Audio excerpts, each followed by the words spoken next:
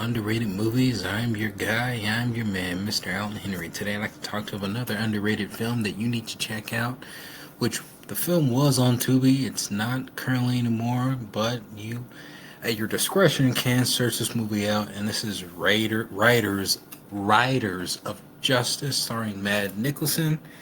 And this is a Danish film that was released 5 years ago. And it's a film I've been wanting to see for quite some time. Saw the trailer, it just got me just going. And this is a action comedy. More specifically, it's an action dark comedy.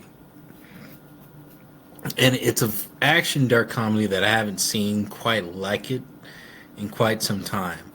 And this is probably something I'm going to say this is just bold. I think this is literally one of the best action comedies I've ever seen. The story with Mads Mikkelsen, and then this is the rest of the cast.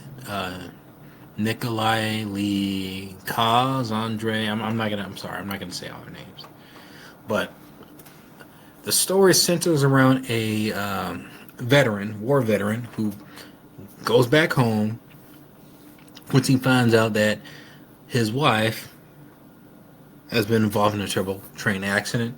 But one of the witnesses there during the accident witnessed a suspicious passenger on there that may have had some sort of involvement with that crash.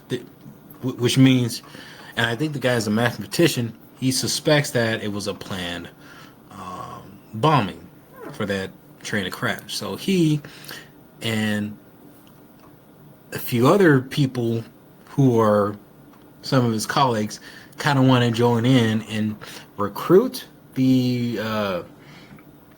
veteran to find out the perpetrators who caused the train to crash. And also with Mads Mikkelsen's character, he gets the motivation to strike revenge. So it's kind of interesting. They kind of struck a pact where these guys, where each of them have their kind of particular skills. The others may or may not might be not infants, misfits that just tag along and just want to get along for the ride because they're bored or they want something. Yeah, they're bored.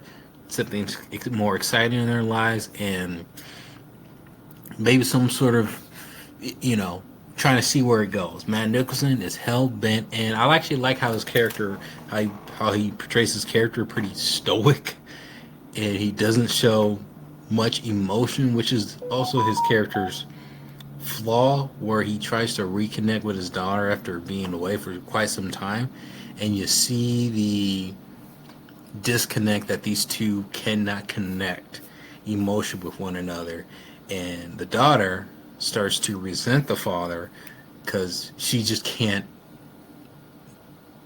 connect with him. She doesn't have a relationship with him, and you see the struggle of his character, Mads Mikkelsen, trying to re-enter society and trying to re-establish his relationship with his daughter, which is one of the centerpieces of the story. The villains kind of take a back seat. You see them back and forth here and there when they start to figure out that their henchmen are being hunted, and which they're not in the film a lot, which is fine because it's actually more fascinating seeing the protagonist hatching out plans, figuring out a way to get these guys and take them out. I actually like how the comedy is set up. This like nothing feels forced. Nothing feels like, it feels very, I wouldn't say whimsical, but it feels very like best way I could describe it, like characters or people who don't know what they're doing, but they're figuring out along the way and not really understanding the repercussions. No, they are aware of the repercussions that they're facing once they literally get into it.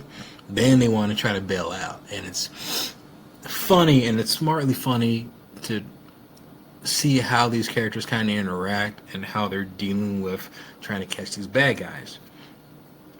What I really love with the action scenes, that when the action does happen, it's intense. There's no silliness to it when the action hits. And this is what I really love about this film. When the action does hit, it becomes intensifying like any other serious like action movie that comes about. There are a few quirky moments, but the film never deviates the dark comedy tone. And I love when the action does hit. There's no music, and it comes out of nowhere. So when it hits you like that. So it's kind of unexpected. There's one particular action scene that's kind of like kind of towards within the middle of the film, and the action slowly builds up to it. So I'm glad they don't force action pieces here or there.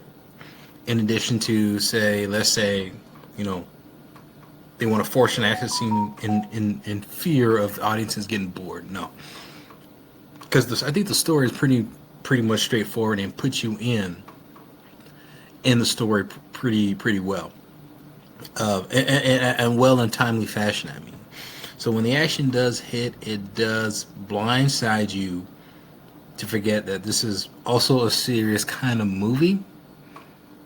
Because when it happens, it's a little bit intensely scary. And I love that. I love that. And it's actually kind of cool where they had Bad Nicholson pretty much, and he's the only guy that knows these weapons. And there's a moment into the film where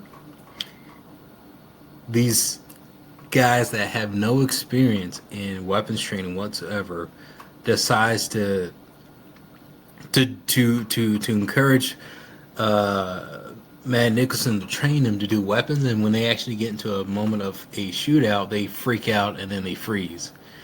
And what the film does a good job of, and never strips away the humanity of these characters.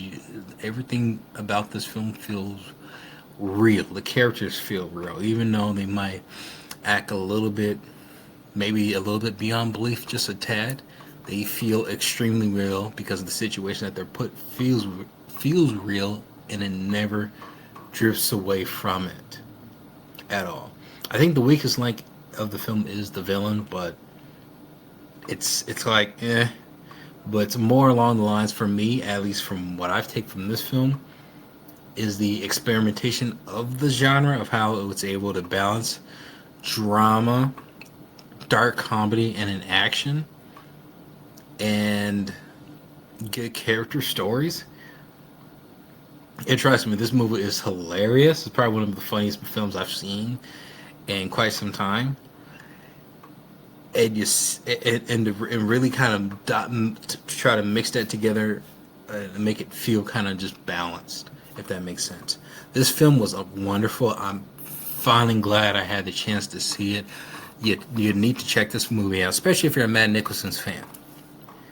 And if you're looking for something that's a little bit different, do check this movie out. And if you want something that's kind of original, I don't necessarily say plot-wise this is original, but filmmaking, you won't be disappointed. Riders of Justice, have you seen it? Comment below, let me know if you have, and let me know what is your favorite underrated movie.